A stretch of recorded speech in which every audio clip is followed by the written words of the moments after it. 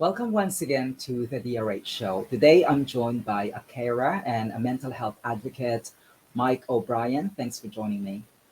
Thank you. Well, it's great to have you here, Mike. I know you're quite busy recently, so thank you for joining me today.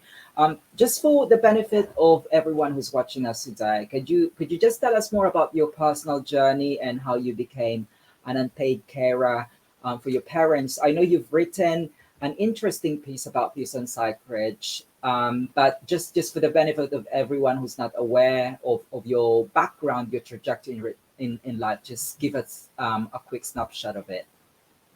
Yeah, sure. Well, I'd say I'm an unpaid carer for both of my elderly and disabled parents. I've previously had a background of working in IT, and I gave up a career to care for my parents as they got older and as the conditions progressed. And I've been caring for them now for the best part of 15 years. Okay, and I would imagine it's really a challenging role, and I really appreciate you taking the time to join me today.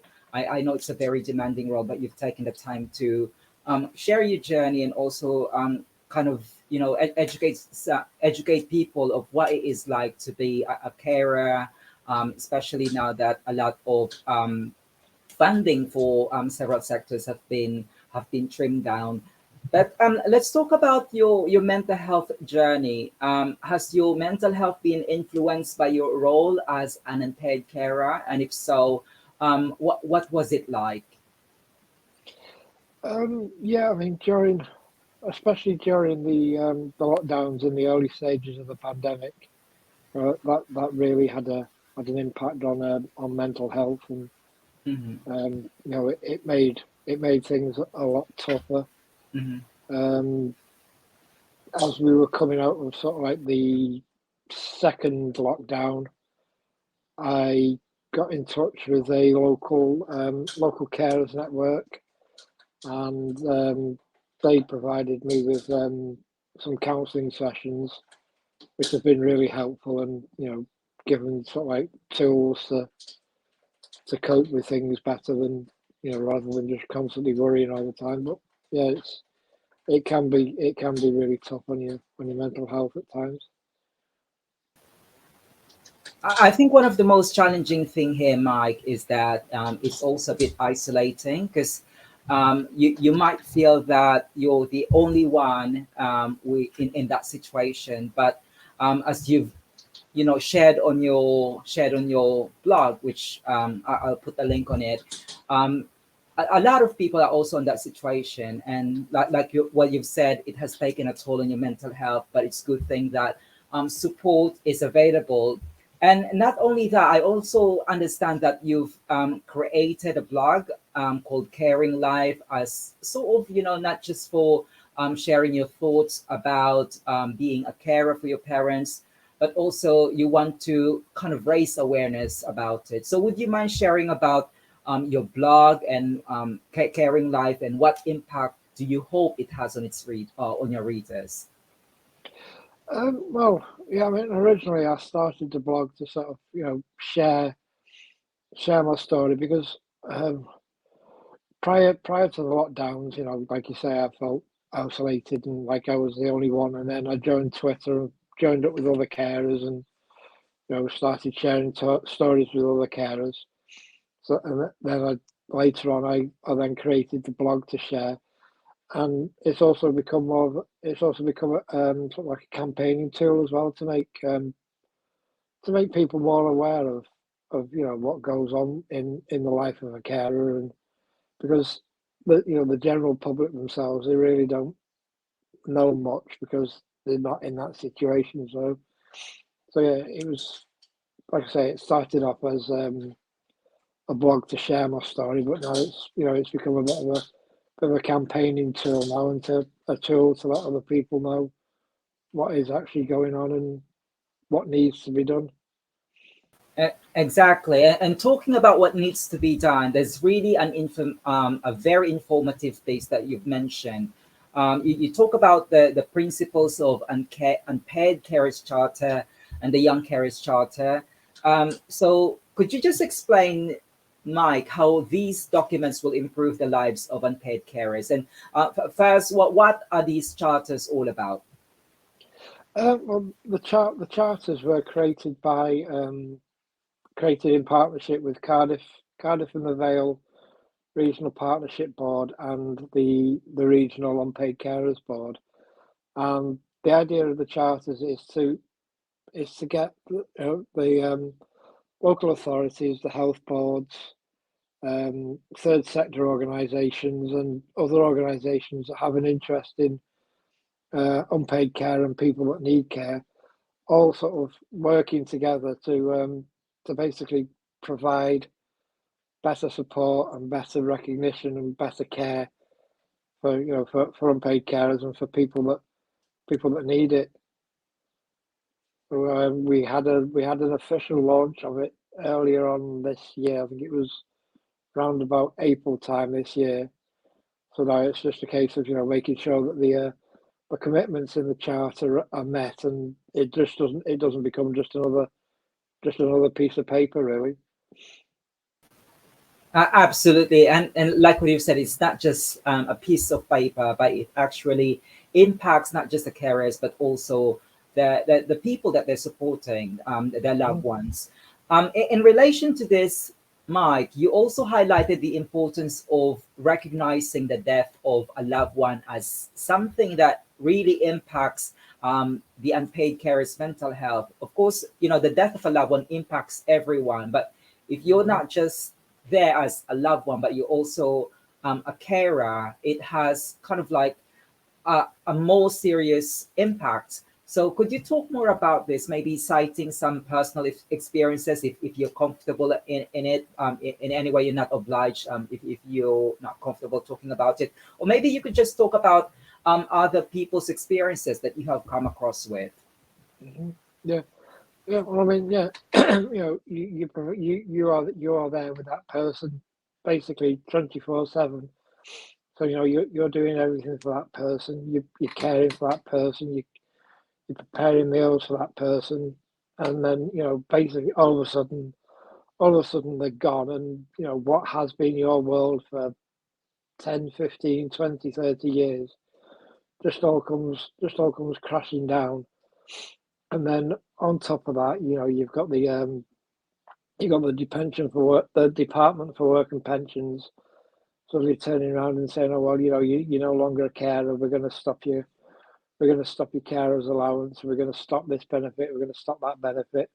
And you've got all the funeral planning on top of that, and everything else that goes with the loss of a loved one. And it all impacts on the unpaid care. And I think there needs to be more recognition of that impact and more support put in place.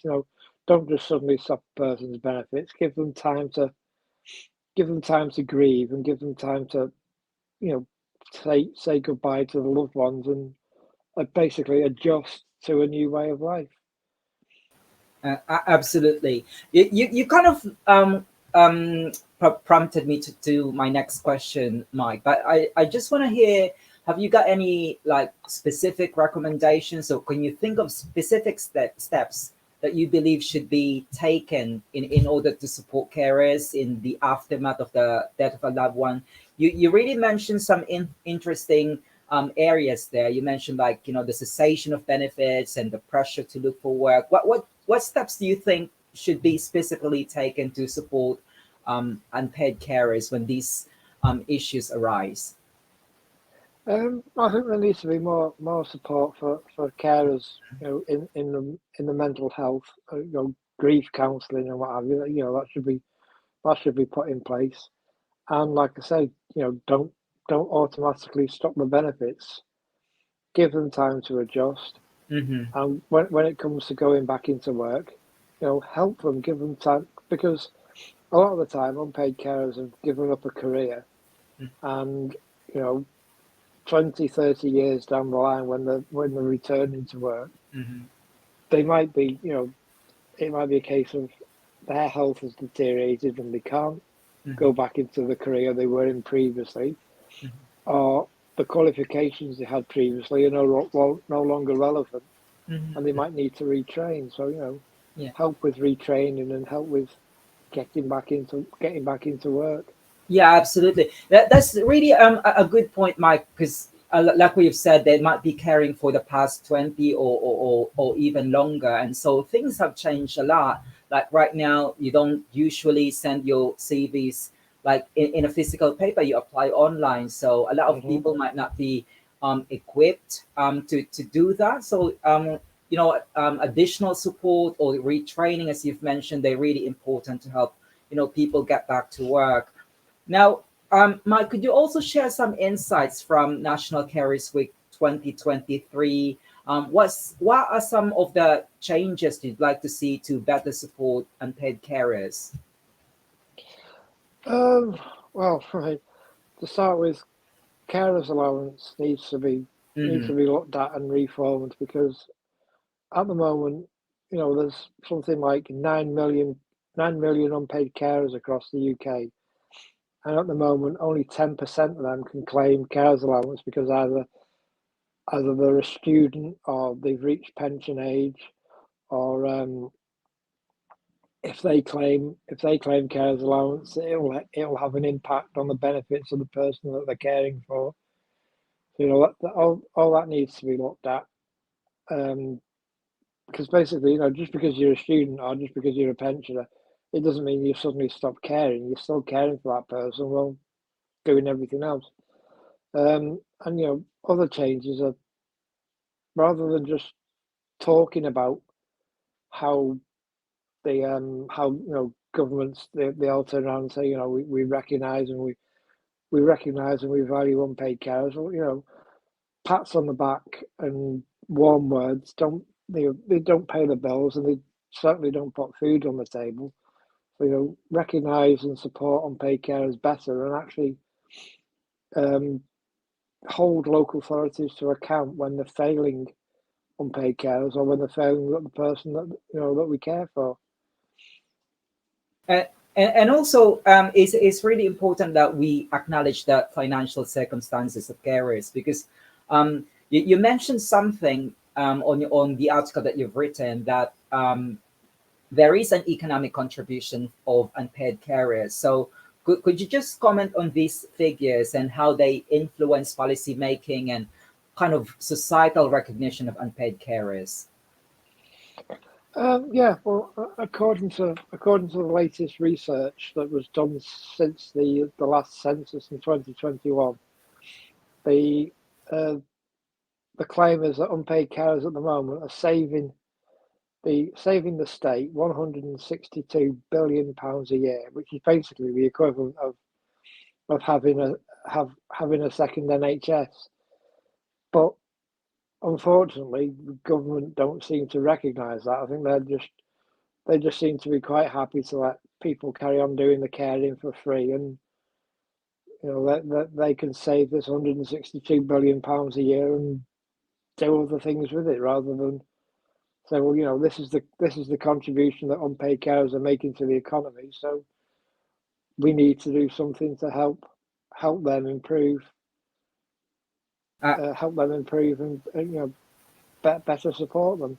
Yeah, absolutely. Like what you said, that the government is saving money. So at the very least, they could offer some sort of support to improve your condition. Um, Hmm. and there's also not just the financial aspect. There's also such a thing as carer burnout, and perhaps you have come across a number of instances where you've seen this yourself. So, what do you think could be done by people involved within the sector to support people who are experiencing career burnout? Before it reached to a crisis point. Yeah, I mean, they need to start providing better support at the beginning of the caring journey, and all the way through the caring journey. I mean, I've heard of a lot of carers where it's basically been a case of that they've had to reach crisis point before there's been any support offered. When I even heard one case where a carer was told that they reached out to the emergency support team, and they were basically told that because they hadn't because they hadn't actually attempted to commit suicide, there was nothing that they could do. And then, unfortunately, the following day, the chap actually did go out and attempt suicide because that was the only way he could get any support. And that is really not the kind of situation that we would want to be into. So it's really important that support system is in place, not Mm-hmm. just for carers but for anyone who's experiencing mental health issues. um, Earlier, Mike, you talk about the impact of lockdown and how isolating it is. Of course, it's very isolating for everyone, not just for carers. Mm-hmm. But how do you think public's perception of unpaid carers changed during the pandemic? Do you think there's more of an increased public empathy, or what has been sort of the post-pandemic reality as a result of the lockdown? Um, I think during the lockdowns there was more public empathy and more public support for unpaid carers, but I think sort of since we've started coming out of the lockdowns and we've come out of the pandemic, I think that empathy is starting to sort of like wane away again. It's almost as if, oh, they're there, but we'll just forget that they're there. We'll not remember that these people are there and these people are caring and these people are saving the state billions of pounds. And I mean, it doesn't help with all the division in the press at the minute, where they're saying that disabled people are sponging off the system and that they should be made to work, and unpaid carers are sponging off the system and they should be made to work. So stuff like that doesn't help with the public perception of unpaid carers or the people that we care for. Absolutely, and I'm glad you touched upon those common misconceptions about carers and people who are on benefits. And sometimes it's really disheartening to hear that, because that you're not really aware of the full picture of why they ended up on that situation. And Hmm. so they needed support, not just in terms of financial aspect, but also the mental health aspect of it. Um, Mike, you already talked about this earlier. You mentioned some, research about suicide, but I just want to kind of pivot the conversation, because you mentioned Dr. Siobhan O'Dwyer's work, highlighting, some of the shocking statistics about suicide. So, I was just wondering how these findings shape your advocacy work, because you're not just a carer, but you're actually, advocating for people who are also experiencing the issues within the caring sector, if you will. Hmm. Yeah. Well, it it certainly changed the way that I look at certain things, and Mhm. the way that things need to be changed. For example, things like carers assessments and getting the support in place before a person reaches crisis point or reaches burnout. And I think what one of the most shocking statistics for me was the fact that people have even considered taking the life of the person they care for before taking their own life, because the thinking is that, well, if I go, there's nobody to care for my parents or for my brother or for my sister. So they think about taking that person's life and then taking their own life. Uh, Mike, I do acknowledge that this is really a serious conversation, and again, I appreciate your time for joining with me today. Hmm. Now, I'd like to wrap up this conversation with some light-hearted, quick-fire questions. So Hmm. I prepared three questions for you, just to get to know you as a person, not just a carer, not just as a mental health advocate. Okay. So, Mike, the first question for you is, what were you afraid of as a child? As a child, well, I was, and still am afraid of snakes. I'm absolutely terrified of snakes. What is your favorite word in another language? Oh. I'd probably say it was something like Coach, which is Welsh for hug. Okay. And if you weren't a carer and a mental health advocate, what would you have pursued in life? Well, like I say, I did work in. I was previously working in sort of IT, so I probably would have pursued that. But as a child, I always wanted to be a fighter pilot.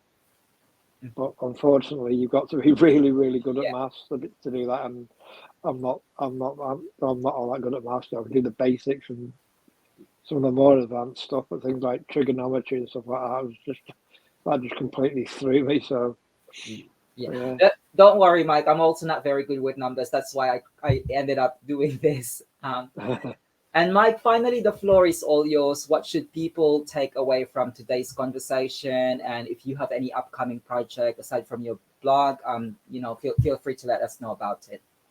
um, I think it's just a case of you know before you judge unpaid carers, Mhm. try walking a mile in their shoes first, and always remember that anybody is only one accident or one fall or one illness away from becoming an unpaid carer or a person that is in need of care. Absolutely. That's a lovely message to finish off with, Mike. Like we shouldn't judge a person how they ended up in that circumstances because there's a catalog of reasons why they ended up there. And as like what you've said, it could be, it could easily happen to anyone. Yeah, Mike O'Brien, care and mental health advocate, it's been a pleasure to have you here in the DRH show, and I look forward to hearing more about your work. And again, thank you for spending some time with me. yeah. Thank you for having me. Thank you, Thank Mike. you.